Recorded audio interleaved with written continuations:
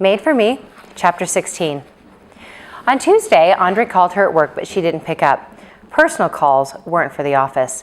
After hours, she received a text, "Thinking of you," and Friday.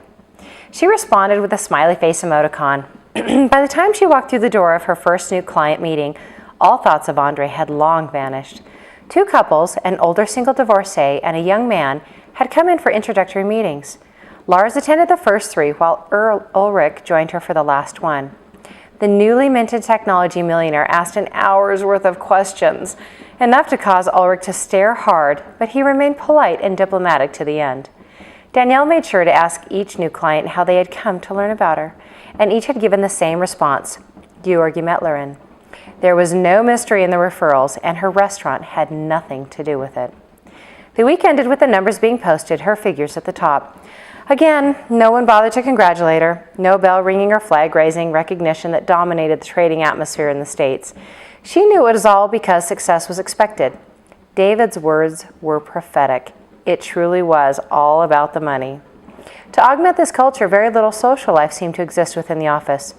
No invitations to lunch or suggestions on a new hairstylist from the 5 female traders.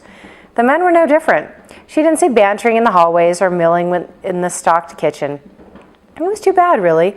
All the men in the office fell within the spectrum of nice-looking and handsome. But then, acknowledging that would only lead to temptation. She seemed to have enough of that already. After work on Friday, Danielle went to Monroe's, and Lonnie raked her over from head to toe. "You have the aura of a very satisfied woman," Lonnie said gleefully. "You and Andre are a thing." "We are friends is what we are, and business partners." "Friends, Swiss style," Lonnie hissed. Stephen locked the front door before joining them. The sign out front announced a new venue in the forthcoming months. The three were meeting to go through the details of the design, menu, and finances, including the terms of the contract with Andre before he signed. Danielle had suggested a buyout clause for Andre that could be employed at any time, including return of his original investment, plus a preferred interest of 20%. Or he could remain a silent partner for as long as he wanted. "Either way, if anything goes sideways, we're all off the hook," she added. "Prudent," Lonnie said, keeping the lines of her mouth flat for a second. She then busted up laughing and didn't stop until she left to get the food. Danielle didn't bother to deny the obvious. She enjoyed the man, and even if another equally handsome suitor asked her out, she'd probably say no.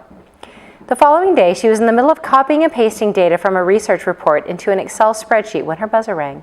She checked herself in the hallway mirror and then opened the door. "Good afternoon," Andre greeted, his lips lingering on her cheek. "Can you wait here for a sec? I just have to finish this document and then we can go." She went to her desk, rapidly moving the figures into the correct cells, selected the columns, and ran the totals. "That is so awesome," she said to herself, saving the file. "What is?" Andre was in the doorway that faced the living room, his eyes fixed on hers. She smiled, responding as she logged off. "My research? I'm going to make a killing next week." "This is a great view," he commented, leaning against the wall. His look told her his area of interest wasn't on figures, at least not the kind that began with a 1 or a 0. "But that," pointing to her desk, "is a command center. I don't think you're going to be having any dinner parties soon." She shrugged happily as she rose. "A party of any size would require me inviting some people over first. Right now, my potential dinner group is limited to 4 people, including Giles." She gestured him into the hallway, eager to get going. When he reached her, he paused. Danielle felt his fingertip touching the inside of her palm, moving up the smooth skin on the inside of her forearm, then crossing her elbow to the back of her bicep. It caused shivers to run along her back, reaching her shoulder at the same time as his fingers. Danielle unconsciously leaned into him, humming against his cheek. "You're so full of life," he whispered, his lips never touching the surface of her skin. "I want to bottle you up and drink you down. I don't know if I'm going to be able to ride with you leaning on me." She pictured her hands on his stomach, her front pressed against him as he hugged the corners, a happy smile on her face. "I'll try not to make you crash," she promised. Speeding causes crashes, not a beautiful woman.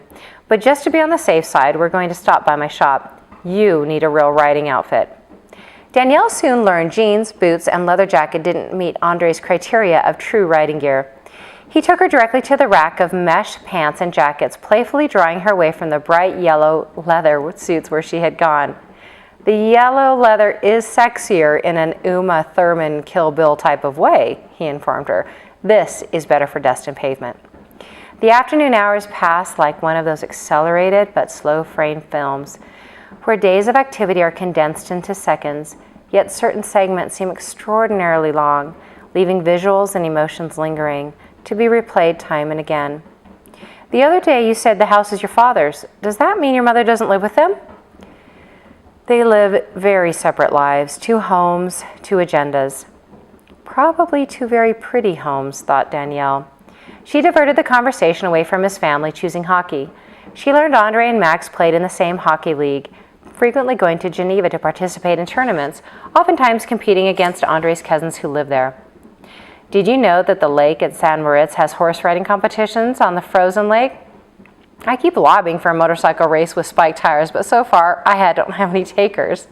Danielle laughed at the absurdity, telling him that although she hadn't yet been to the famed town, she didn't think it fit with the image. Andre suggested Thai takeout, and they took their boxes to the Lindenfosse, a quiet park overlooking the Lamont River.